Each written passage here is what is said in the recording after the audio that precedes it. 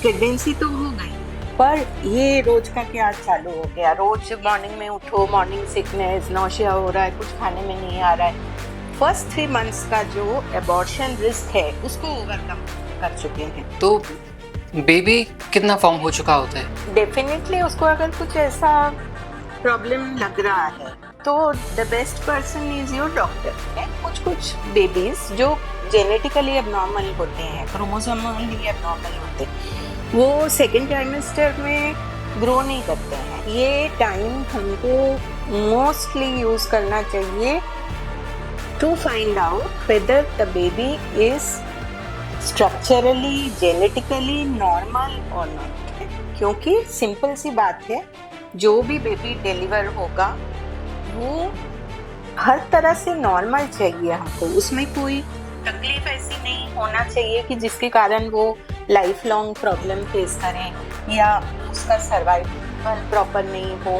Even physical relation को भी हम कई बार मना करते हैं ऐसे केसेस में, ये प्रीटर्म लेबर वगैरह प्रिवेंट हो सकता है। पर सर्विक्स के बारे में कोई नहीं चर्चा करता, सर्विक्स को बिल्कुल ही नेग्लेक्ट किया जाता है। उस चीज़ों के बारे में बताने लायक हो कि नहीं। अंदर जो बेबी है वो 18-20 वीक्स से बेबी थोड़ा थोड़ा सुनना चालू करता है। मदर की स्लीपिंग पोजीशन वो बेबी को अफेक्ट करती है। 2.7 kg मेल बेबी और एकदम कृष्ण भगवान जैसा बच्चा हुआ। मुझे लगता है ईश्वर ने बहुत ज़्यादा सुन ली है हमारी। पर ये सब केस में नहीं होता है। सेकेंड ट्राइमेस्टर में अगर लीकिंग हो गया है, ऑलमोस्ट इम्पॉसिबल हो जाता है उसको कंटिन्यू करना। यूट्रस की वहाँ अगर लग रहा है कि पेट बहुत ज़्यादा टाइट हो रहा है या कुछ स्पॉटिंग या ब्लीडिंग हो रहा है या कोई एबनॉर्मल डिस्चार्ज आ रहा है। कभी कभी पेशेंट लीकिंग को यूरिन कंप्लेन करते, बताते हैं कि बार बार यूरिन आ रहा है। ये वर्ड जब भी कोई पेशेंट मुझे बोलते हैं तो मैं ज़रूर से उनको बुला के तुरंत ही चेक करती हूँ। उसको झूला लगता है मदर जब वॉक कर रही है, घूम रही है, और रात को जैसे ही मदर सो गई तो वो मूवमेंट बंद हो जाता है, तो क्रैडल फीलिंग नहीं रहती है, तो बेबी जाग जाता है।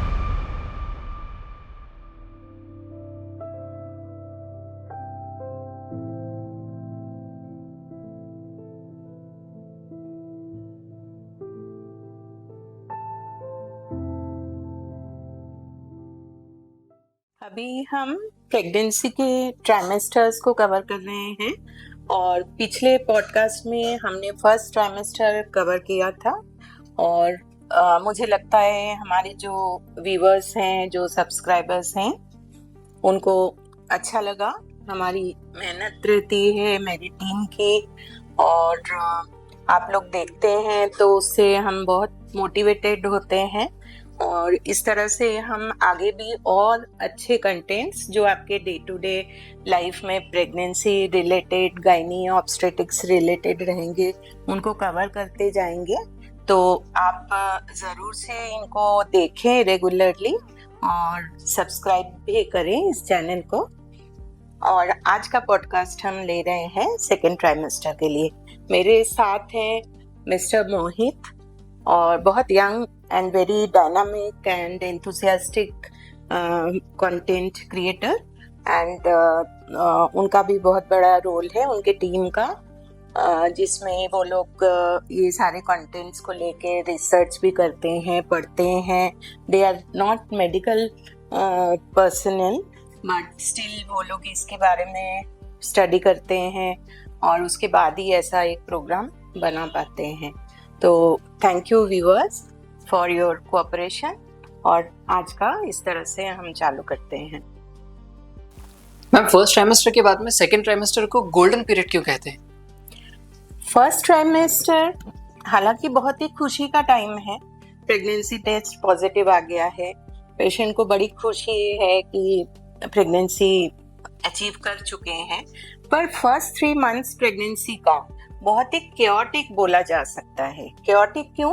क्योंकि इतने सारे physical changes, nausea, vomiting, weakness, tiredness, कई लोगों को severe hyper acidity, bowel movements में changes, severe constipation, bloating, gas formation, इन चीज़ों के कारण फर्स्ट ट्राइमेस्टर का experience most of the patients में बहुत ही अनप्लेजेंट रहता है और उनके लिए एकदम सडनली एक डिस्कवर करना कि ये क्या हो गया।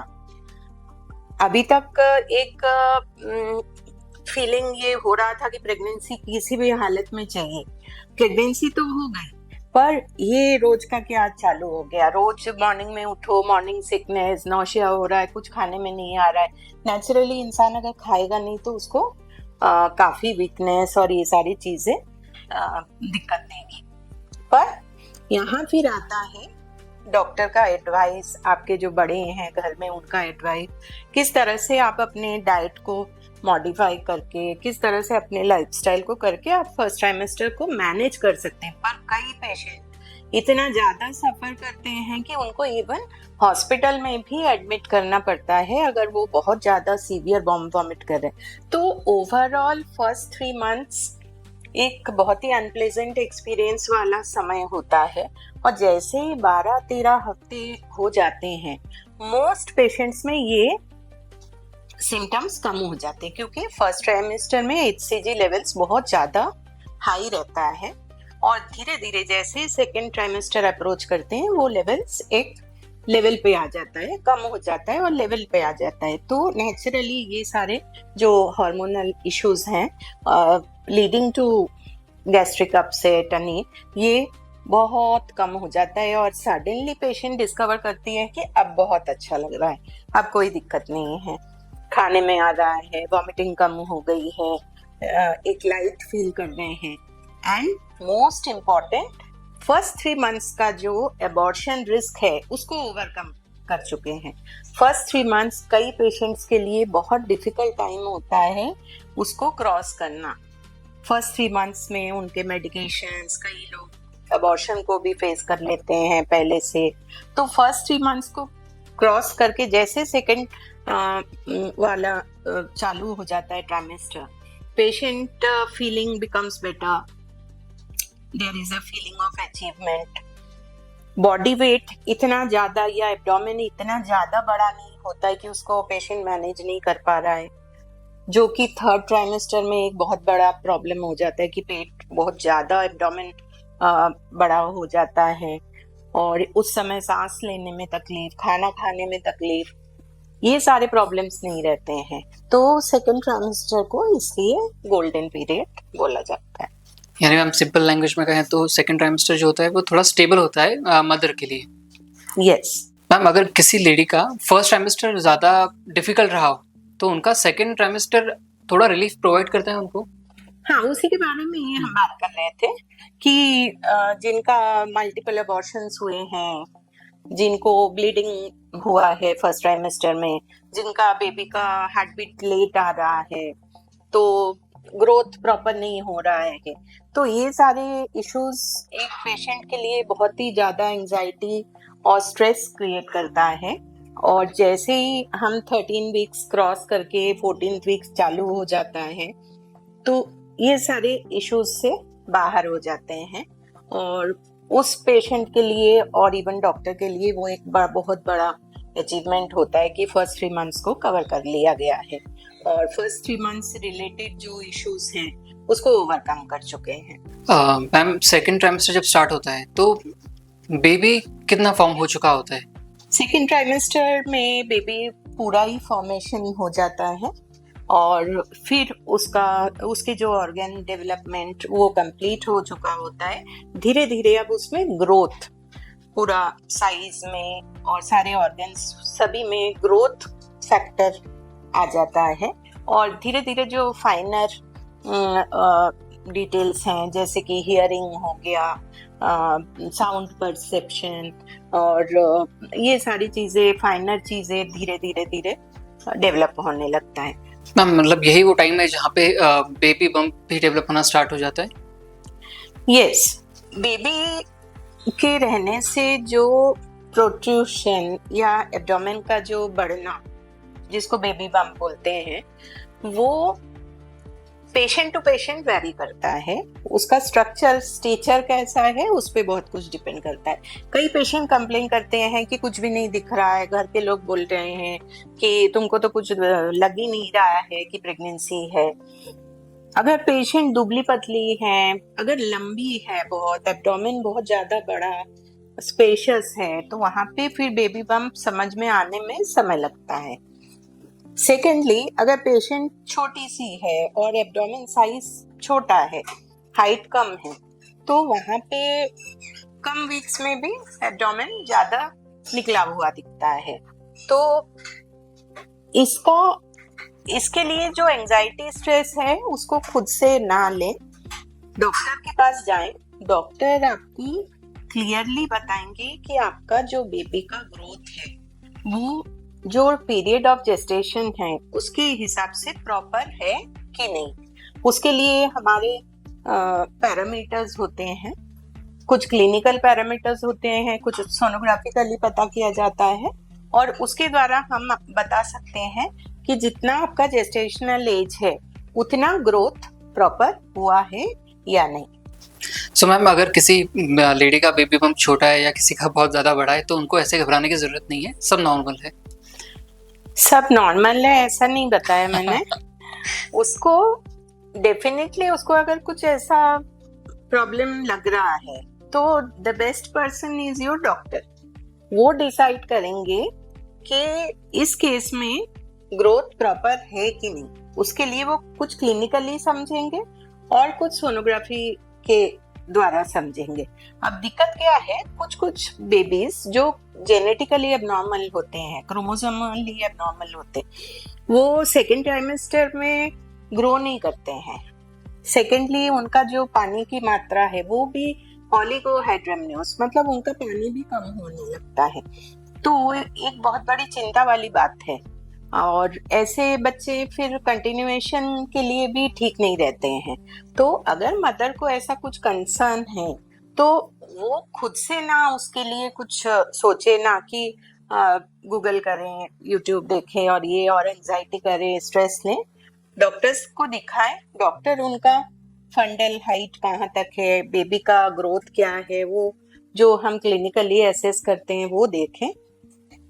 इसके साथ सोनोग्राफी की मदद लें, और सोनोग्राफी में बेबी का हेड सरकमफेरेंस, बाइपेरेटल डायमीटर, बेबी के बोन्स के लेंथ, उसका चेस्ट सरकमफेरेंस, एब्डोमिनल सरकमफेरेंस, ये सब चीज पैरामीटर्स देख के बेबी का ग्रोथ पता किया जाता है।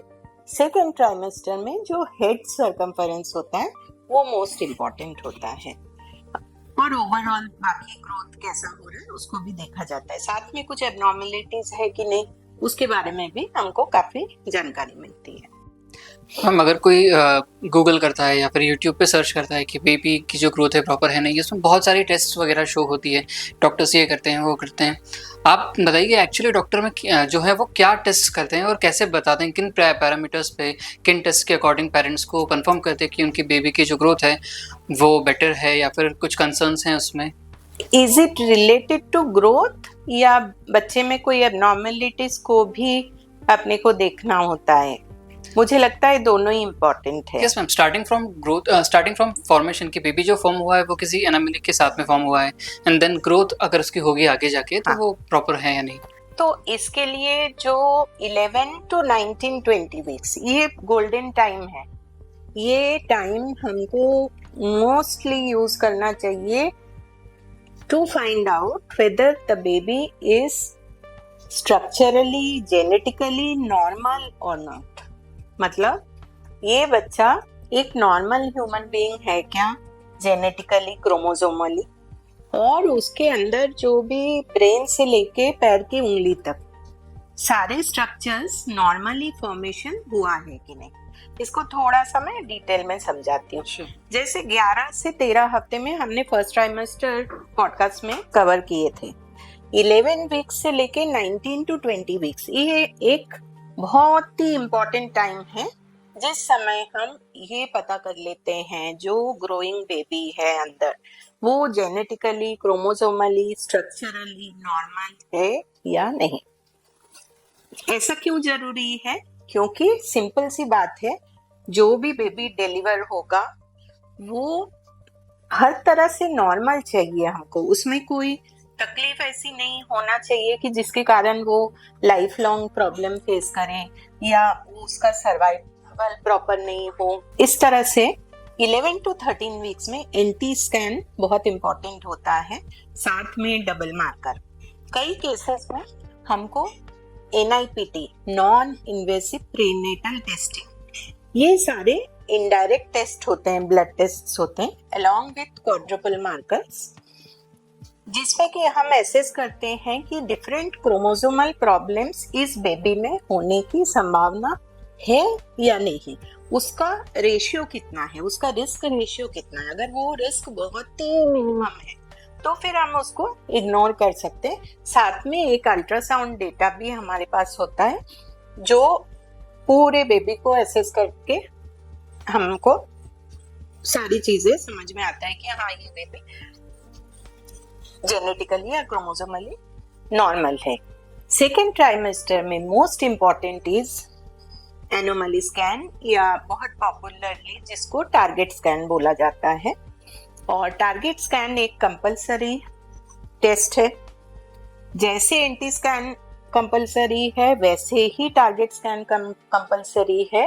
कई पेशेंट पूछते हैं कि बार बार सोनोग्राफी क्यों करा रहे हैं, बेबी में कोई एबनॉर्मलिटी तो नहीं आ जाएगा, घर से बोला गया है कि इतनी बार सोनोग्राफी मत कराओ। तो इसका क्या जवाब है? कई पेशेंट्स मेरे पास आके ये क्वेश्चन कई बार कर चुके हैं, पर मेरा इसमें एक स्ट्रॉन्ग मैसेज है कि ये जांचें आपको मौका देता है आपकी बेबी के बारे में 100% समझना कि वो बेबी नॉर्मल है या नहीं। और अगर आप ये टाइम को खो देते हैं और इसको अननेसेसरी नॉन मेडिकल एडवाइस को फॉलो करके इसको अवॉइड कर देते हैं, हमारे पास रेगुलर ऐसे पेशेंट्स आते हैं जो 26 वीक्स में आ रहे हैं, 28 वीक्स में आ रहे हैं और वहाँ पे काफ़ी सारे एबनॉर्मलिटीज मिल रहा है। तब हम ना उसको मतलब अबॉर्शन कराना legally becomes very very difficult. हम ना उधर उसको कंटिन्यू कर पा रहे हैं, ना हम उसको टर्मिनेट कर पा रहे हैं, और अगर टर्मिनेशन के लिए भी जा रहे हैं उसका भी बहुत बड़ा प्रोसेस लगता है, स्टेट बोर्ड से परमिशन चाहिए, अथॉरिटीज से परमिशन चाहिए, तब जाके हम कर पाते हैं। तो इट इज़ नॉट इजी। और जो मेंटल स्ट्रेस के थ्रू फैमिली एंड कपल गुजरते हैं जब ये एबनॉर्मलिटीज लेट डायग्नोस होता है, वो सिर्फ वो ही जानते हैं। तो डेफिनेटली ये टाइम को मोस्ट यूजफुली यूज करें, और डॉक्टर हर गायनेकोलॉजिस्ट आपको ये एडवाइस दे देते हैं, आपको टाइमली उसका पर्चा बना के दे देते हैं, वो लेके आपको स्कैन करवाना है, उसकी रिपोर्ट प्रॉपर समझना है, और वो टाइम निकल जाएगा तो चीज़ें इवन सोनोलॉजिस्ट के लिए भी डायग्नोस करना बहुत डिफिकल्ट हो जाएगा। जिस तरह से आपने भी बताया कि कुछ बेबीज होते हैं जो जेनेटिकली एबनॉर्मल होते हैं, जो उस टाइम पे पता चलते हैं स्कैन्स के थ्रू, कुछ होते हैं जो नॉन जेनेटिकली भी एबनॉर्मल हो सकते हैं। तो दोनों चीज़ें क्या होती है और उसमें डॉक्टर कैसे फाइंड करते हैं या क्या पैरामीटर्स पे डिसाइड करते हैं?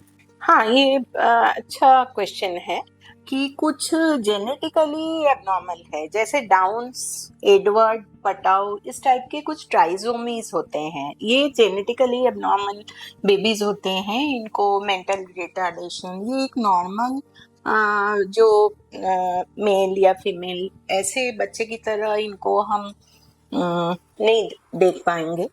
इनका IQ लेवल है, इनका अंडरस्टैंडिंग है, इनका बोलना है, सभी में प्रॉब्लम रहता है। और ट्राइजोमीज को डायग्नोस करने के लिए एंटी स्कैन एक बहुत इम्पॉर्टेंट पैरामीटर है, जिसमें नेजल बोन और न्यूकल फोल्ड थिकनेस ये देखा जाता है। अगर वो बहुत ज़्यादा एंटी बढ़ा हुआ है या नेजल बोन एब्सेंट है तो वो एक इंडिकेशन होता है कि हो सकता है ये बच्चा डाउन्स वाला सिंड्रोम वाला हो। तो कई बार वो कंफर्मेशन के बाद टर्मिनेट भी कर दिया जाता है अगर पेरेंट्स उसको कंटिन्यू नहीं करना चाहते हैं। कुछ बच्चे हैं जो जेनेटिकली नॉर्मल है पर उनमें स्ट्रक्चरल एब्नॉर्मलिटीज हो रहे हैं। ब्रेन में कोई एब्नॉर्मलिटी है, उनको क्लेफ्ट पैलेट है, क्लेफ्ट लिप है, उनका जो फेस है वो प्रॉपर नहीं है, उनका जो मैंडिबल वो बहुत ही छोटा सा है, उनके नेक के आसपास कोई स्वेलिंग, कोई सिस्ट, कुछ इस टाइप के हैं। हार्ट में बहुत सारे एब्नॉर्मलिटीज हो सकते हैं, कुछ सरवाइव करने जैसे हैं और कुछ लीथल हैं, मतलब कुछ कार्डियक एनोमलीज ऐसे हैं जो कि इवन सर्जिकली भी उनको नहीं ट्रीट कर सकते हैं। तो कार्डियक एनोमलीज का बहुत बड़ा रोल है समझने में, जिसमें atrial septal defect, ventricular septal defect, फिर हाइपोप्लास्टिक हार्ट, फिर ट्रांसपोजिशन ऑफ ग्रेट वेसल्स, मतलब एओर्टा जो मेन आर्टरी है जो लेफ्ट वेंट्रिकल से उठता है वो, और पल्मोनरी आर्टरी, दोनों का ट्रांसपोजिशन, मतलब जो जहां से निकलना चाहिए था उसका उल्टा है। तो इस टाइप के एब्नॉर्मलिटीज डायग्नोज करने में आ सकता है, और depending on the type of anomaly उस बेबी का समझना पड़ता है कि ये बेबी को हम कंटिन्यू करें तो ट्रीटेबल है कि नहीं। कुछ चीज़ें बहुत डिफिकल्ट नहीं होता है, और आफ्टर बर्थ छोटे मोटे सर्जरी में भी वो रिकवर हो जाते हैं। आजकल कार्डियक सर्जरी बहुत ज़्यादा एडवांस्ड हो चुका है, तो मैक्सिमम ये वाले बच्चे सरवाइव हो जाते हैं। हमको कार्डियक सर्जन, कार्डियोलॉजिस्ट, उनका ओपिनियन भी इसमें लेना पड़ता है। इसके अलावा जो स्टमक बबल वो देखना, किडनीज कैसे हैं, किडनीज का पोजीशन क्या है, ब्लडर को समझना, पेशाब की थैली वो भर रहा है कि नहीं, वो एम्प्टी हो रहा है कि नहीं, तो उससे ये डिनोट होता है कि किडनीज फंक्शन कर रहे हैं, यूरिन बना रहे हैं। और ये जो यूरिन है, फीटल यूरिन, वो जो पानी है बच्चे के आसपास, जो पानी है उसमें बच्चे का जो यूरिन है वो काफी हद तक कंट्रीब्यूट करता है। तो जहाँ पानी कम होता है वहाँ हम तुरंत देखते हैं कि ब्लडर फिलिंग हो रहा है कि नहीं, किडनीज फंक्शन प्रॉपरली कर रहे हैं कि नहीं, कि वहाँ पे कोई दिक्कत है, कोई ऑब्स्ट्रक्शन है या बनाई नहीं है, कई सारे बच्चे में। इसके अलावा जो एब्डोमेन है, एब्डोमेन का फॉर्मेशन, पेट का जो सामने का दीवार है, कई बार वहाँ हर्निएशन रहता है, सामने का जो पेट का दीवार है वो रहता ही नहीं है, बहुत ही पतला सा एक मेम्ब्रेन जैसा रहता है। ये एब्नॉर्मलिटीज हो सकते हैं। उसके बाद हाथ और पैर में मल्टीपल उंगलियां एक्स्ट्रा हो सकते हैं, पामर क्रीज सिंगल हो सकता है, जो कि ट्राइजोमी वाले जेनेटिकली एबनॉर्मल बच्चों में भी पाया जाता है। तो एक एनोमली स्कैन अपने को बच्चे के ब्रेन से लेके पैर की उंगली तक इंफॉर्मेशन प्रोवाइड करते हैं। इसके लिए जो सोनोलॉजिस्ट्स इतनी मेहनत करते हैं और उनको इतना एक्सपर्ट होना पड़ता है, apart from having a very good machine, उनका जो एक्सपर्टीज है, उनका जो नॉलेज है, उनका जो इसके लिए जो डेडिकेशन है, वो उसको बहुत थैंक्स बोलना है मुझे, कि उनके कारण हम ये सारे एनोमलीज पता कर पाते हैं और एक हेल्दी प्रेगनेंसी अचीव करने में उनका बहुत बड़ा रोल है। तो जो सोनोलॉजिस्ट हैं जिनका हेल्प हमको टाइम टू टाइम मिल रहा है, उनके प्रति बहुत सारा मेरा ग्रेटिट्यूड। सो मैम, जब हमने फाइंड कर लिया या डॉक्टर्स ने फाइंड कर लिया कि बेबी में कुछ किसी प्रकार की एनोमली है, चाहे वो जेनेटिक है, नॉन जेनेटिक है, उसके बाद क्या होता है? एनोमलीज मिलने के बाद मान लो अगर डाउन्स है, क्रोमोसोमल एब्नॉर्मलिटी है, जो कि एक नॉर्मल बेबी जैसा सिचुएशन नहीं है, डेफिनेटली वो सारी बातें पेरेंट्स से डिस्कस किया जाता है। पेरेंट्स का कंसेंट, उनका क्या लुकआउट है, वो भी इम्पोर्टेंट है। पेरेंट्स रेयरली, बहुत रेयर केस में इवन कंटिन्यू भी करते हैं ऐसे बच्चे, उनको लगता है कि नहीं हमको तो बच्चा चाहिए, हम नहीं करेंगे टर्मिनेट भले डाउन्स हो। ऐसे एक दो केस सभी डॉक्टर्स को मिले होंगे, पर मोस्ट ऑफ द केसेस में अनफॉर्चुनेटली हमको टर्मिनेशन करना पड़ता है। स्ट्रक्चरल एबनॉर्मेलिटीज में डिपेंड करता है कि वो सर्वाइवल वाला सिचुएशन हो पाएगा कि नहीं। यहाँ पे जो कार्डियक सर्जन हो गए, फिर जो पीडियाट्रिक सर्जन्स होते हैं, उनका बहुत बड़ा रोल होता है।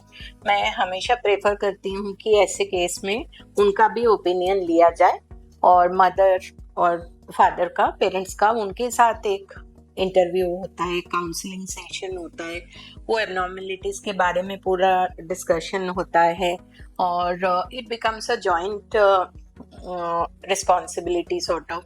वो उनका ओपिनियन देते हैं कि ये किस समय हमको ऑपरेट करना पड़ेगा, कि कितना अच्छा प्रोग्नोसिस है, क्या प्रॉब्लम्स आ सकते हैं, इन सारी चीज़ें फिर डिस्कशन होता है एंड देन वी डिसाइड कि ये बेबी को कंटिन्यूएशन अलाउ कर रहे हैं या वैसा कोई लीथल अगर प्रॉब्लम है तो वहाँ टर्मिनेशन कर रहे हैं। पर पेरेंट्स का जो कंसेंट है और उनका जो ओपिनियन है वो भी बहुत बहुत ज़्यादा इम्पोर्टेंट है। They have their rights. Parents का कंसेंट बहुत इम्पोर्टेंट है, बट फॉर एग्जाम्पल अगर कोई ऐसी एनोमली है जो कंटिन्यू करने लायक है ही नहीं, तो किस ड्यूरेशन के अंदर आप लीगली या राइटफुली बेबी को अबॉर्ट कर सकते हो? हमारा जो रूलिंग है, सुप्रीम कोर्ट रूलिंग है, टीपी एक्ट है, उसके अनुसार सेकेंड ट्राइमेस्टर में 20 वीक्स तक इट इज़ ईजियर। जो रजिस्टर्ड मेडिकल प्रैक्टिशनर हैं, जो वो ओपिनियन, उनके ओपिनियन से ये टर्मिनेशन पॉसिबल है। बिटवीन 20 to 24 वीक्स 2 जने का ओपिनियन चाहिए होता है और beyond 24 weeks mostly it is not allowed unless there is something very abnormal, जैसे बहुत ही लीथल कोई एबनॉर्मलिटी या कोई रेप विक्टिम सर्वाइवर या somebody who is unmarried or there is some marital change, that there is a divorce, there is widowhood। तो ये सारे रेयर कंडीशंस में with permission of court and state authority in rare cases beyond 24 weeks भी termination करना पड़ सकता है अगर वो डायग्नोसिस ही लेट हुआ है। पर beyond 24 weeks if the fetus is normal, there is no challenge with the mother's health, mother mentally ठीक है, physically ठीक है, baby is normal, वहाँ कोर्ट हमेशा gives priority to fetus has the right to live। तो कुछ विशेष conditions होते हैं जिस केस में टर्मिनेशन हमारे लॉ में अलाउड है। अगर there is a contraceptive failure, there is some mental disease with the mother और मदर को कोई लाइफ रिस्क है और there is a severe anomaly in the baby, ये सारे कंडीशंस में termination is allowed. So ma'am, अगर एनोमली स्कैन का जो रिपोर्ट आया है वो अगर नॉर्मल है तो इसका मतलब ये है कि प्रेगनेंसी जो है लेडी की वो रिस्क फ्री है?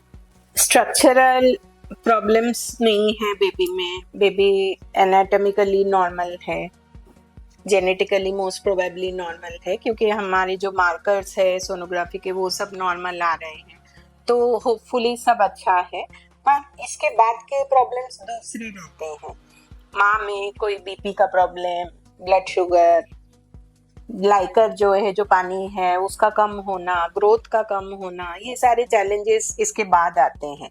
तो मदर का न्यूट्रिशन, उनका लाइफस्टाइल, ये सब चीज़ें भी बहुत इम्पोर्टेंट रहता है। सिर्फ एक एनिमल स्कैन नॉर्मल आ गया तो इसका मतलब ये नहीं है कि लास्ट तक चीज़ें ऑटोमेटिकली सब ठीक ठाक ही रहेगा। कई सारे पेशेंट्स में प्री मैच्योर लीकिंग हो सकता है और कई सारे पेशेंट में प्री टर्म लेबर हो सकता है, तो वो सारी चीज़ें भी हमको एसेस करना पड़ता है कि ये सब का रिस्क तो नहीं है। ये सारा जो रिस्क है ये मदर के ज़्यादा फिजिकल एक्टिविटी से आता है या फिर उनके किसी पर्टिकुलर डाइट फॉलो करने की वजह से होता है? किन चीज़ों की वजह से कॉम्प्लिकेशंस हो सकते हैं? सर्विक्स एक ऐसी चीज है जिसके ऊपर पूरी प्रेगनेंसी टिकी हुई है। पूरा वेट बेबी का, यूट्रस का, सब कुछ उस सर्विक्स पे है। तो सर्विक्स का लेंथ अच्छा जितना रहेगा और सर्विक्स जितना स्ट्रांग होगा उतना प्रेगनेंसी लास्ट तक कंटिन्यू होगा। सर्विक्स अगर छोटा है और अगर सॉफ्ट है तो उसका बीच में ही थोड़ा वेट बेबी का बढ़ने के बीच में ही वो खुल सकता है। तो वो एक सर्वाइकल लेंथ असेसमेंट एक बहुत इम्पोर्टेंट पैरामीटर है जिसको सोनोलॉजिस्ट अच्छे से देखते हैं। कभी कभी हम लोग क्लिनिकली भी उसको एसेस करने की कोशिश करते हैं। और सेकेंडली, अगर माँ को लोकल इन्फेक्शन है, वेजाइनल इन्फेक्शन है severe recurrent, especially diabetic mothers में ये देखा जाए, या बहुत ज़्यादा जो ओबीस होते हैं, तो ये infection pre mature membrane rupture के लिए बहुत रिस्पॉन्सिबल होता है। और इससे समय के पहले जो बच्चे की पानी की थैली है वो लीक हो सकता है। तो यहाँ आता है कि बेबी का, मदर का डाइट, अगर वो बहुत ज़्यादा शुगर इंटेक कर रहे हैं, कैलोरीज बहुत ज़्यादा ले रहे हैं, उनका बहुत सीवियर वेट गेन है, या पहले से ही वो डायबिटिक है, या वो प्रेगनेंसी के दौरान डायबिटीज उनको हुआ है, उसके बावजूद वो डाइट फॉलो नहीं कर रहे हैं, तो उनके लिए ये from premature rupture of membrane and preterm labour दोनों रिस्क पाया जाता है। ओके मैम, सेकेंड ट्राइमेस्टर में मदर की न्यूट्रिशन का कितना रोल रहता है और ये फर्स्ट ट्राइमेस्टर से कैसे अलग रहता है? फर्स्ट ट्राइमेस्टर में एक ऐसा सिचुएशन है जब मदर चाह के भी खा नहीं पाती हैं और कई सारी चीज़ें जो है वो मदर को अवॉइड करना पड़ता है, वो लेते से ही उनको उल्टियाँ होने लगती है। पर second trimester is a much better time. Second trimester एक ऐसा पीरियड है जिस समय मोस्टली खाने पीने में दिक्कत नहीं आती है। तो इस समय maternal nutrition very very important है। हर महीने 2 से 2.5 किलो वजन बढ़ना चाहिए। इसमें जो न्यूट्रिशन है उसमें बैलेंस्ड प्रॉपर न्यूट्रिशन जरूरी है। मैम, जैसे फिर लोग कहते हैं कि अब 2 लोगों का खाना है, तो वो सही है? मेडिकली देखा जाए, साइंटिफिकली देखा जाए तो ये जो वर्ड है 2 लोगों का खाना, ये थोड़ा सा सही नहीं है, क्योंकि आपका जो टारगेट है that should be proper nutrition and proper calorie. आप अगर एक्सेस कैलोरी इंटेक कर लेंगे, बहुत ज़्यादा रोटी खा रहे हैं, बहुत ज़्यादा चावल खा रहे हैं, मीठा बहुत ज़्यादा ले रहे हैं, तो आपका नेचुरली वेट गेन पर मंथ देखा जा रहा है कि 3 किलो, 4 किलो, 5 किलो तक पेशेंट वेट गेन कर लेते हैं। They are very high risk for diabetes during pregnancy और हाइपरटेंशन, और काफ़ी सारे और भी कॉम्प्लिकेशंस पाया जाता है। इसलिए कैलोरी को बहुत ज़्यादा बढ़ाने के बजाय आपका प्रोटीन पोर्शन प्रॉपर होना चाहिए, आयरन, मिनरल्स, विटामिन्स, साथ में कार्बोहाइड्रेट्स होना चाहिए। और करीब मान लो 1 to 1.1 kg पर वेट, मतलब एक मोटा मोटा मान ले तो 60 से 70 gram protein per day intake करना है। इसका एक बहुत अच्छा तरीका है कि आपके जो भी मील्स हैं, हर मील में प्रोटीन पार्ट होना चाहिए। ऐसा नहीं कि आपने सिर्फ कार्बोहाइड्रेट खा लिया, तो वो बैलेंस डाइट नहीं है। तो आपका डाइट ऐसा होना चाहिए जिसमें आपका पर डे का जो प्रोटीन इंटेक तीनों चारों मील में कवर हो जाए। Protein is most important. इसके अलावा आपका iron intake, calcium intake, vitamin D, B12, ये सारे भी बहुत ज़्यादा इम्पोर्टेंट है। आयोडीन, आयोडाइज सॉल्ट सभी यूज करते हैं, ये भी काफ़ी इम्पोर्टेंट होता है।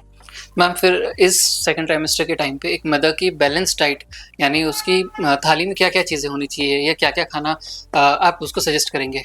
उनको, ये हमारी इंडियन डाइट का एक ही प्रॉब्लम है कि हमारी इंडियन डाइट में कार्बोहाइड्रेट्स कंटेंट बहुत ज़्यादा रहता है। जैसे हम चावल, जैसे बंगालीज हैं, बहुत ज़्यादा चावल, साउथ के पार्ट पे भी चावल का पार्ट बहुत ज़्यादा हो जाता है, नॉर्थ में वो रोटी बहुत ज़्यादा हो रहा है, वहाँ आप जो दाल ले रहे हैं वो थोड़ा सा ही ले रहे हैं, वेजिटेबल्स भी, कई बार सैलड्स होते नहीं हैं। इसका उल्टा करना है, अपने को राइस इंटेक थोड़ा कम, रोटी थोड़ा कम, उसके जगह आपके वेजिटेबल्स ज़्यादा होना, सैलड्स होना ही होना, साथ में दही होना, या आप अगर नॉन वेजिटेरियन हैं तो उसमें एग्स हैं, चिकन है, फिश हैं, ये सारे आप ऐड कर रहे हैं।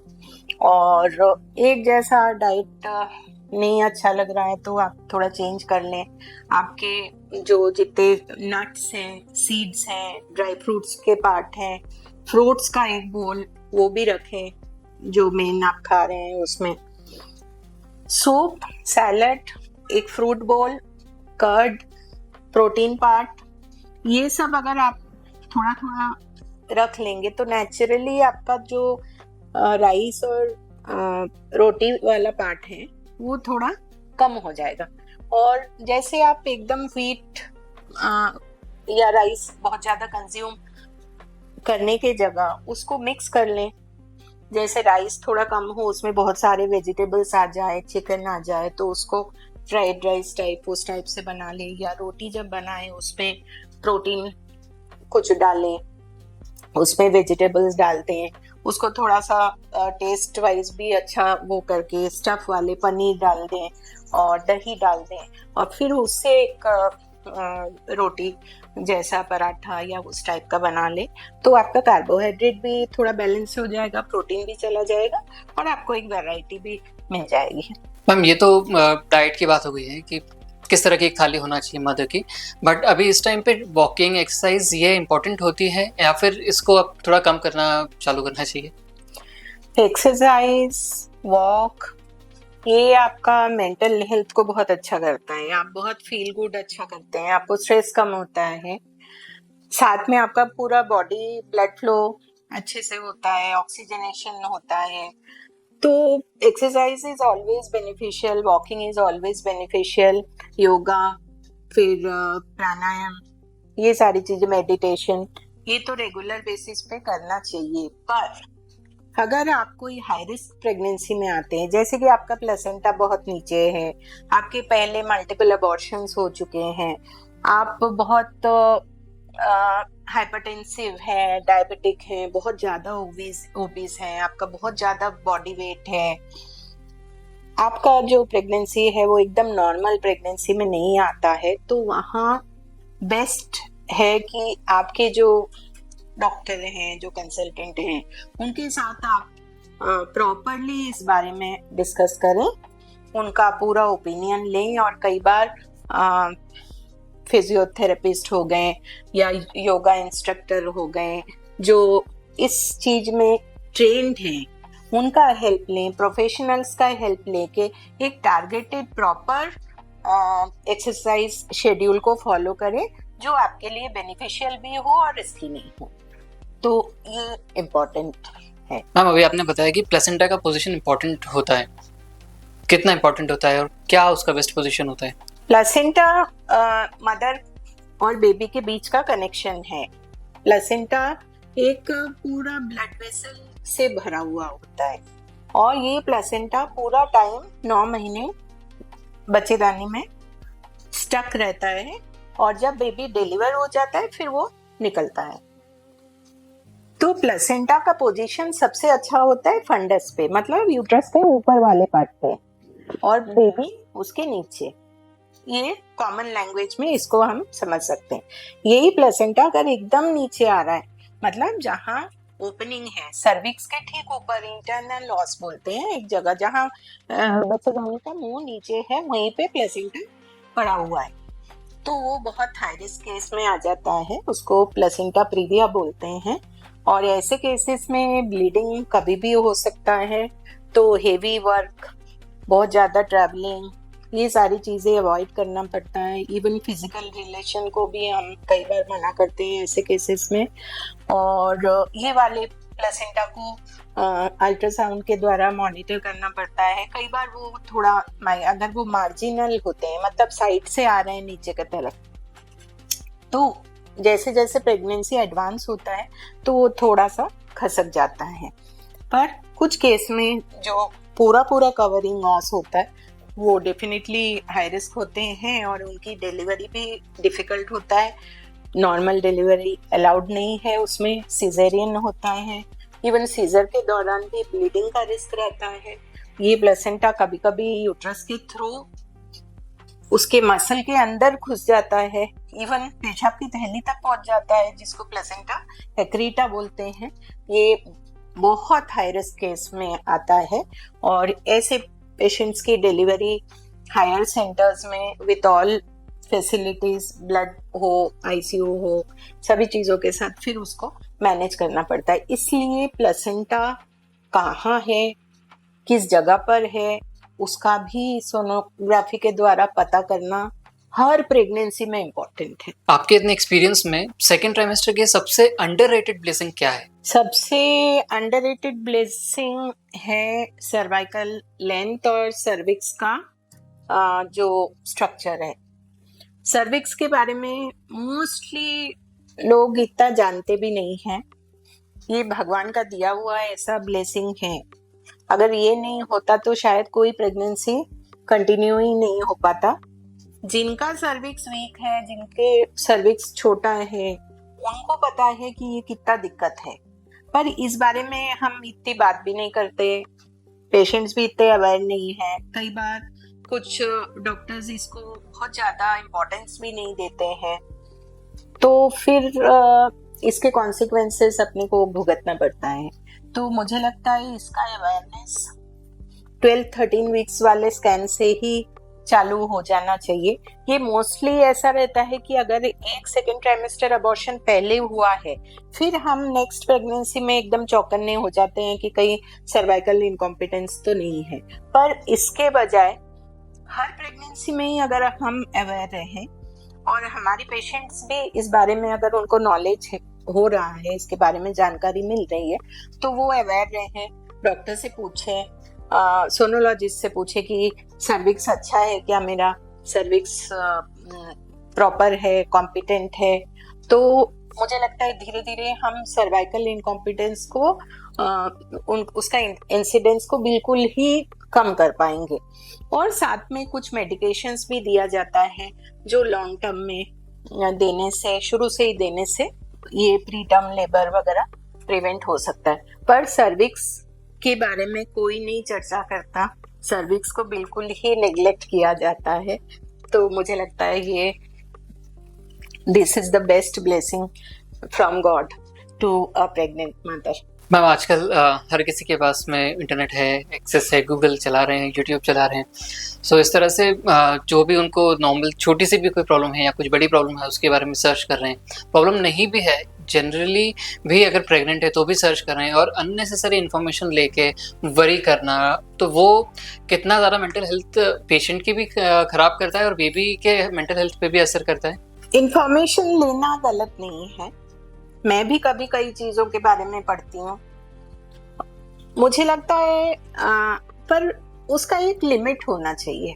आपको ये समझना चाहिए कि कौन सा इंफॉर्मेशन ऑथेंटिक है, कौन सा इंफॉर्मेशन एक प्रॉपर एडुकेटेड प्रोफेशनल के थ्रू आ रहा है, या कोई यूं ही कुछ बता रहा है विदाउट एनी एविडेंस। तो दोनों में बहुत फर्क होता है, क्योंकि आप इनोसेंटली सभी चीज़ों को बिलीव कर लेते हैं जो कि सही नहीं है, और फिर आप एंशियस हो जाते हैं। तो आप इंफॉर्मेशन ज़रूर लें, पर उसको फिल्टर करना भी सीखें कि ये चीज़ें या ये जो कंटेंट आ रहा है किस सोर्स से आ रहा है, और वो कितना एडुकेटेड है, कितना ऑथेंटिक है, कितना वो कॉम्पिटेंट है उस चीज़ों के बारे में बताने लायक है कि नहीं, वो जानना बहुत ज़रूरी है। Otherwise there is so much of information, तो एंजाइटी तो बढ़ेगी, और ये मोस्टली होता भी है ऐसा। तो इसलिए बहुत सोच के सर्व करें और फिर डिसाइड करें कि हाँ ये चीज़ सही या गलत, और नहीं तो फिर आपके डॉक्टर तो हैं ही, उनके पास आप सारे क्वेश्चंस लिख के ले जाएं और पूछें उनसे। हम मदर के वरी का या उनके डिप्रेशन का बेबी पे असर होता है, कितना होता है असर? हाँ बिल्कुल होता है। मदर अंदर जो बेबी है वो 18-20 वीक्स से बेबी थोड़ा थोड़ा सुनना चालू करता है, ऑलमोस्ट 24 वीक्स के लगभग baby is able to listen to outside sound, mother का हार्ट बीट सुनना, मदर के अंदर जो भी मूवमेंट्स हो रहे हैं, बाउल मूवमेंट्स हो रहे हैं, जो भी आवाज चल रहा है वो सब सुनता है। बाहर के जो गाना बज रहा है, म्यूजिक बज रहा है, वो सब चीज भी धीरे धीरे परसीव करते हैं।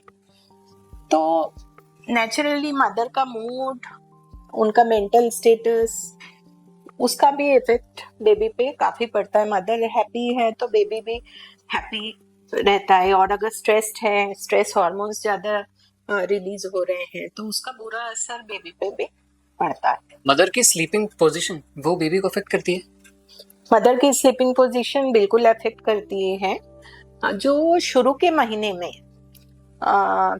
मदर मोस्टली जिस टाइप से भी चाहे सो सकती हैं, इवन पेट के बल भी शुरू के 2-3 महीने में सो सकती हैं, और कुछ केसेस में पेट के बल सोने के लिए एडवाइस दिया जाता है ताकि उनका यूट्रस प्रॉपर रहे। नहीं तो कुछ रेट्रोवर्टेड यूट्रस होते हैं जो यूरिनरी रिटेंशन करता है कुछ पेशेंट्स में। पर जैसे जैसे बेबी का ग्रोथ होता है, यूट्रस का साइज बढ़ रहा है, वेट बढ़ रहा है, तो अगर मदर बिल्कुल स्ट्रेट सो रही है तो वो जो यूट्रस का वेट है, वो जो मेन जो ब्लड वेसल्स है उसके ऊपर आता है। जैसे जैसे प्रेगनेंसी एडवांस होने लगता है, यूट्रस का वेट बढ़ने लगता है, और वो जो पेट के अंदर जो बड़े बड़े वेसल्स हैं उसके ऊपर प्रेशर बनाता है। इसलिए माँ अगर एक साइड में सोती है तो वो वेसल्स फ्री हो जाते हैं, तो ब्लड फ्लो हार्ट की तरफ अच्छे से जाता है, या बॉडी में बाकी जगह जो फ्लो हो रहा है, एओर्टा, इंफीरियर वेना कवा, ये सारे कंप्रेस होने लगते हैं। तो उसको अवॉइड करने के लिए उसको एक साइड में सोना अच्छा रहता है। लेफ्ट साइड में बेटर माना जाता है, पर कोई भी साइड सोए तो भी बेटर है, पर एकदम सीधा लंबे समय तक सोना थोड़ा मुश्किल है। उससे माँ को घबराहट हो सकती है, ऑक्सीजन की कमी हो सकती है। सेकेंड ट्राइमेस्टर के टाइम पे मैम ब्लीडिंग या फिर लीकेज ये कंसर्निंग होता है? ये बहुत ज्यादा कंसर्निंग होता है। एक स्टोरी बताऊंगी मैं। एक पेशेंट के मदर मेरे पास आई, आज से कम 8-10 साल पहले की बात है। वो बहुत रो के आई, और उनका कहना था कि मैडम इसको 19 वीक्स प्रेगनेंसी है और इसको लीकिंग है, तो इसको कैसे भी आप करिए। 19 वीक्स में लीकिंग इम्पॉसिबल होता है उस प्रेगनेंसी को कंटिन्यू करना। उसका ऐसा पहले भी एक हिस्ट्री, पेशेंट मेरे पास तब नहीं आई, पेशेंट घर पे थी और उसको लीकिंग हो रहा था। उसकी मदर बहुत ज़्यादा कंसर्न थी। उनका ये कहना था कि अगर ये बच्चा नहीं बचा तो फिर इसका डिवोर्स ही हो जाएगा। फर्स्ट प्रेगनेंसी भी नहीं रहा और ये सेकेंड में भी 19 वीक्स में लीकिंग चालू हो गया। ये एक रेयर केस है। मैंने उनसे बोला कि ये ऑलमोस्ट इम्पॉसिबल है, और सभी डॉक्टर्स जानते हैं कि 19 वीक्स से टर्म तक लीकिंग के साथ एक बेबी को ले जाना ऑलमोस्ट इम्पॉसिबल होता है। पर उनको उनकी जिद थी, उनका विश्वास था। उन्होंने बोला, मैंने बोला ठीक है, हमारा जो ट्रीटमेंट प्रोटोकॉल है हम वो सब चालू करते हैं और बाकी ईश्वर करेंगे। उस केस में रिपीटेड एडमिशंस लगे, पेशेंट को ट्रीटमेंट भी बहुत लंबा करना पड़ा, और फॉर्चुनेटली टर्म तक वो प्रेगनेंसी गई। बीच में उनका कुछ टाइम बाद लीकिंग बंद हो गया, प्रेगनेंसी कंटिन्यू हुआ, फिर बीच में पेन चालू हुआ, थोड़ा बहुत लीकिंग हुआ, वापस एडमिट हुए। पर पेशेंट को भी बहुत ज़्यादा अर्ज था कि किसी भी हालत में प्रेगनेंसी को करना ही है। और इस बच्चे को 38 वीक्स के करीब हमने डिलीवर करी, 2.7 kg मेल बेबी, और एकदम कृष्ण भगवान जैसा बच्चा हुआ। मुझे लगता है ईश्वर ने बहुत ज़्यादा सुन ली है हमारी। पर ये सब केस में नहीं होता है। सेकेंड ट्राइमेस्टर में अगर लीकिंग हो गया है ऑलमोस्ट इम्पॉसिबल हो जाता है उसको कंटिन्यू करना। हम एज अ मदर जो सेकेंड ट्राइमेस्टर में है, इस समय पे उनको ऐसे क्या सिम्टम्स होते हैं जिनको इग्नोर नहीं करना चाहिए, और ऐसे कुछ है तो तुरंत डॉक्टर से कंसल्ट करना चाहिए? अगर ब्लीडिंग हो रहा है और अगर पेट में दर्द हो रहा है, अगर पेट कड़क हो रहा है, यूट्रस की वहाँ अगर लग रहा है कि पेट बहुत ज़्यादा टाइट हो रहा है, या कुछ स्पॉटिंग या ब्लीडिंग हो रहा है, या कोई एबनॉर्मल डिस्चार्ज आ रहा है। कभी कभी पेशेंट लीकिंग को यूरिन कंप्लेन करते, बताते हैं कि बार बार यूरिन आ रहा है। ये वर्ड जब भी कोई पेशेंट मुझे बोलते हैं तो मैं ज़रूर से उनको बुला के तुरंत ही चेक करती हूँ, क्योंकि मोस्टली वो लाइकर के साथ कंफ्यूज हो जाते हैं। उनको लगता है यूरिन हो रहा है पर वो लीकिंग होता है, तो उसको डायग्नोस करना बहुत जरूरी हो जाता है, और ये सारे अलार्मिंग साइंस हैं। तो पेशेंट को इसके बारे में हमेशा ध्यान रखना चाहिए कि एबनॉर्मल कोई डिस्चार्ज नहीं होना चाहिए, ब्लीडिंग नहीं होना चाहिए, लीकिंग नहीं होना चाहिए, पेट में दर्द नहीं होना चाहिए, पेट बहुत ज़्यादा कड़क नहीं होना चाहिए, बहुत ज़्यादा सीवियर कॉन्स्टिपेशन नहीं होना चाहिए जिसमें कि वो बिल्कुल बहुत सीवियर तरीके से जोर लगा रहे हैं। मोमेंट्स का फीलिंग उनको होना चाहिए। ग्रोथ के बारे में भी थोड़ा बहुत उनको एहसास होना चाहिए कि हाँ बेबी ग्रो कर रहा है। अब हम लोग एक छोटा सा रैपिड फायर राउंड करते हैं, इसमें प्रेगनेंसी और सेकंड ट्राइमेस्टर से रिलेटेड कुछ क्विक क्वेश्चंस होंगे जो मदर फील करती है बेबी से रिलेटेड। अब इस टाइम पे मदर को सबसे ज़्यादा किस चीज़ की क्रेविंग होती है, स्वीट की या स्पाइसी? सब डिफरेंट होता है, हर पेशेंट का चॉइस अलग होता है। किसी को स्वीट बिल्कुल ही पसंद नहीं होता है, किसी को सिर्फ स्वीट सी चाहिए, पर एक्सेस शुगर अवॉइड करना चाहिए डेफिनेटली। हमें इस टाइम पर मदर उस टाइम पे जो सबसे ज़्यादा फूड कंज्यूम करती है वो बेबी का फेवरेट फूड बन जाता है। ऐसा बन जाए तो बहुत अच्छा है। पहली केक मदर को कब फील होनी चाहिए? अराउंड 18-19 वीक्स के लगभग। ओके। सबका अलग रहता है, फिक्स नहीं है कि 19 वीक में, किसी को 18 वीक्स में, किसी को 19 वीक्स में, किसी को 19 एंड हाफ में, पर 20 वीक्स तक 100% फील हो ही जाना चाहिए। ओके मैम, बेबी मूवमेंट किस टाइम ज़्यादा फील होता है, डे के टाइम या नाइट के time? Baby movement mostly night के टाइम ज़्यादा फील होता है, क्योंकि बेबी का साइकिल उल्टा होता है। माँ दिन के टाइम जब घूमती रहती है तो बेबी को एक क्रेडल वाला फीलिंग आता है, मतलब झूले जैसा। तो बेबी दिन भर सोता है, उसको झूला लगता है मदर जब वॉक कर रही है, घूम रही है। और रात को जैसे ही मदर सो गई तो वो मूवमेंट बंद हो जाता है, तो क्रेडल फीलिंग नहीं रहती है, तो बेबी जाग जाता है, तो रात को मूवमेंट्स खूब होते हैं। अब ये साइकिल उसका बर्थ के बाद भी कंटिन्यू रहता है, इसलिए कई बच्चे शुरू के 2 से 3 महीने में रात भर जागते हैं और पूरा दिन सोते रहते हैं। मैक्सिमम बच्चे वैसा ही करते हैं, और रात भर सिर्फ जागते नहीं है, भयानक चिल्ला चिल्ला के रोते हैं। मैम, मदर के लिए फ्रूट्स खाना ज़्यादा बेटर है या फिर जूसेस पीना? नहीं, मदर को पूरा फ्रूट खाना चाहिए।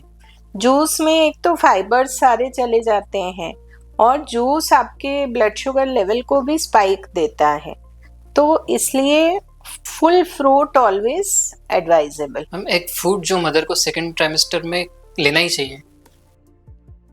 एक बहुत इम्पोर्टेंट फ्रूट है बनाना। मुझे लगता है मतलब ये इतना अच्छा और इजीली अवेलेबल और सस्ता, और सबसे मतलब आपने अगर बनाना ले लिया तो वो एक कंप्लीट आपका कैलोरी, विटामिन्स, पोटेशियम सब कुछ मिल जाता है उससे।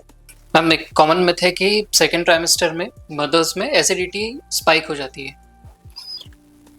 एसिडिटी हर पेशेंट में डिफरेंट होता है, पर अगर साइंटिफिकली देखें तो हाइपर एसिडिटी, रिफ्लक्स, ये सब चीज़ें थर्ड ट्राइमेस्टर में और ज़्यादा हो जाता है, क्योंकि तब यूट्रस की हाइट बहुत ऊपर हो जाता है, स्टमक भी ऊपर की तरफ चला जाता है, और डायफ्राम मूवमेंट भी कम हो जाता है, तो उस समय रिफ्लक्स वगैरह ज़्यादा होता है। सेकेंड ट्राइमेस्टर में मैं तो यूँ बोलूँगी कि ये सिम्टम्स थोड़े कम होते हैं पहले से। मदर को रात में ज़्यादा लेग क्रैम्प्स फील होते हैं? हाँ, लेग क्रैम्प्स प्रेगनेंसी का एक बहुत बड़ी समस्या है, और इसके लिए एक तो बहुत अच्छा liquid intake, water intake, vitamin E, calcium, vitamin D, ये सारी चीज़ें एडिक्वेटली लेना, और लेग मसल का एक्सरसाइज, ब्रीदिंग, प्रॉपर ऑक्सीजनेशन, ये सारी चीज़ें मायने रखता है। मैम, बेली इचिंग नॉर्मल है या फिर ये कोई कंसर्निंग साइन है? बेली इचिंग मोस्टली हर मदर को ही थोड़ा बहुत होता है, किसी को मिनिमल होता है, किसी को बहुत सीवियर होता है। और जो स्ट्राई प्रेगनेंसी मार्क्स हैं वो और ज़्यादा एग्रावेट हो सकते हैं अगर इचिंग बहुत सीवियर किया जा रहा है। और कुछ केसेस में स्किन प्रॉब्लम्स होते हैं ड्यू टू प्रेगनेंसी, और उसके कारण पेट में सिर्फ स्ट्राई नहीं, उसके अलावा रेडनेस होना, रैश होना, ये सब भी हो सकता है। तो वहाँ फिर डॉक्टर को दिखाना, कई बार डर्मेटोलॉजिस्ट का भी ओपिनियन लेना पड़ सकता है। आजकल की मदर्स अपने स्ट्रेच मार्क्स को लेकर ज़्यादा कॉन्शियस हो गई है। हाँ, डेफिनेटली वो एक परमानेंट मार्क हो जाता है, और वो थोड़ा सा देखने में भी अच्छा नहीं लगता है, क्योंकि आपका स्किन टाइप कैसा है, आपका पेट कितना स्ट्रेच हो रहा है, बेबी का साइज कितना बड़ा है, ये आपके स्किन में कोई हाइपरट्रॉफी या स्किन ज़्यादा स्कारिंग वाला स्किन तो नहीं है। ऐसे बहुत सारे रीजंस होते हैं जिसके कारण कुछ लोगों को बहुत ज़्यादा स्ट्राई या प्रेगनेंसी मार्क्स होते हैं।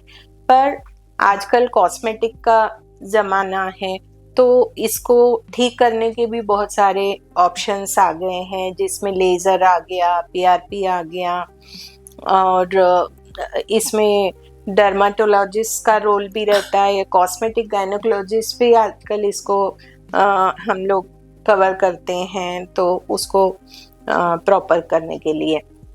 मैम, राउंड लिगामेंट पेन क्या होता है? राउंड लिगामेंट दोनों तरफ यूट्रस के साइड में ऐसा रस्सी जैसे दो लिगामेंट होते हैं, और जैसे जैसे यूट्रस बढ़ता है वो स्ट्रेच होते हैं, और कुछ पेशेंट में इसके कारण काफ़ी पेन होता है। अगर वो शॉर्ट हैं या वहाँ कोई इन्फ्लेमेशन है, उसके कारण ये पेन कुछ पेशेंट में बहुत देखा जाता है। मैम, एक मदर है सेकेंड ट्राइमेस्टर में, अगर वो बहुत ज़्यादा वरी कर रही है, अपना प्रेगनेंसी का टाइम एंजॉय नहीं कर पा रही है, उस मदर को आप क्या कहना चाहोगे? कुछ पेरेंट्स, कुछ मदर्स होते हैं कुछ मदर्स बहुत ज़्यादा एंग्शियस होते हैं, उनके मन से डर जाता ही नहीं है।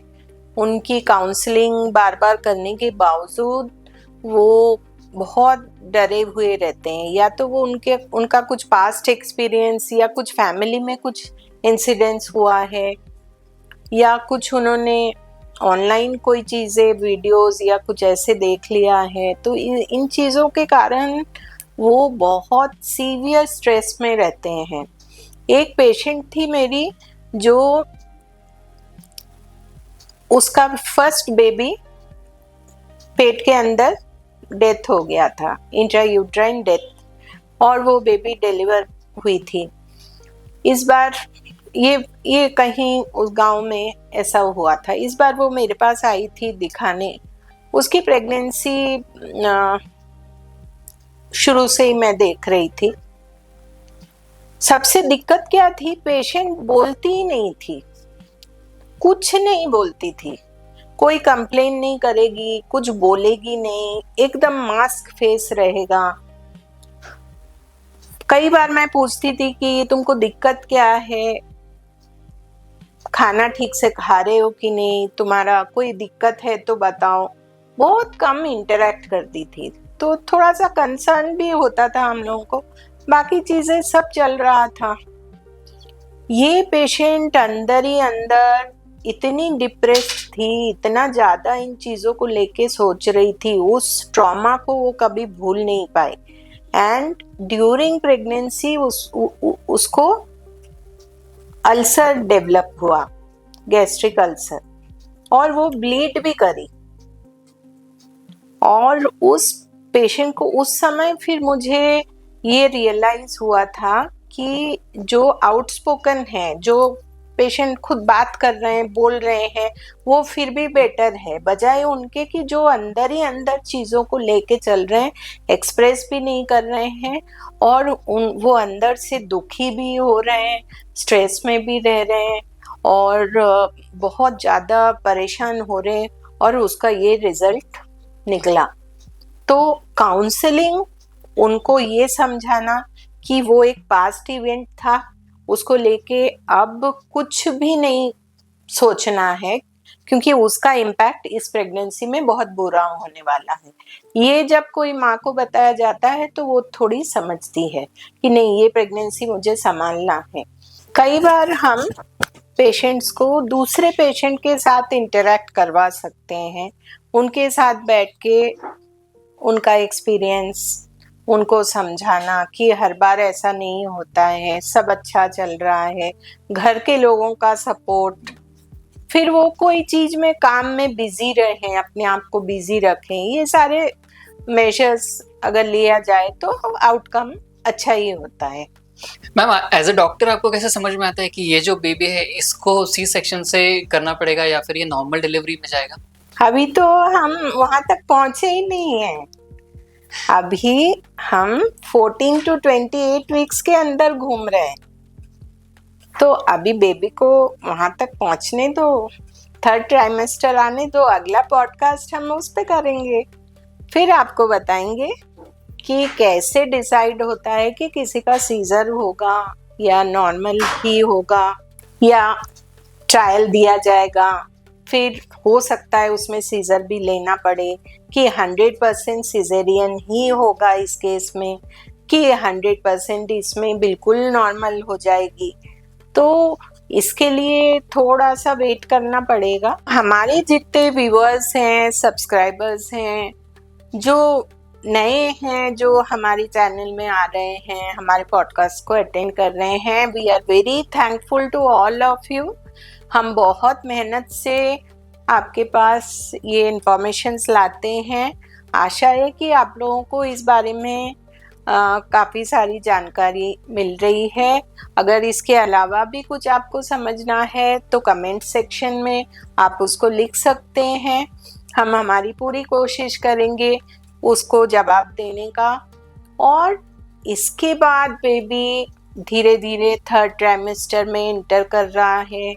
अब बेबी को कैसे मैनेज करें, मदर को कैसे मैनेज करें, नॉर्मल होगा, सीजर होगा, बीपी तो नहीं बढ़ेगा, ब्लड शुगर तो नहीं बढ़ेगा, लाइकर कम तो नहीं होगा, बेबी ओवरग्रोथ तो नहीं हो जाएगा, पोस्ट डेटेड तो नहीं हो जाएगा, IUGR तो नहीं हो जाएगा, ये सब चीज़ों का जवाब भी मिलेगा 3rd ट्राइमेस्टर कवर करेंगे तब। तो stay tuned for our next podcast also. It will be on 3rd trimester.